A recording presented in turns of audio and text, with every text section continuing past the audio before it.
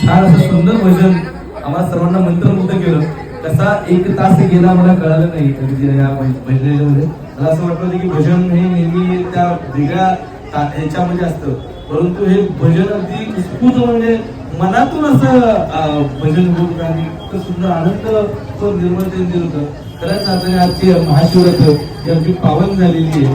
आपल्या आमच्या मनातील नाम आज आपण पुढे ठेवली त्याबद्दल आपल्या सर्वांचे आभार व्यक्त करतो.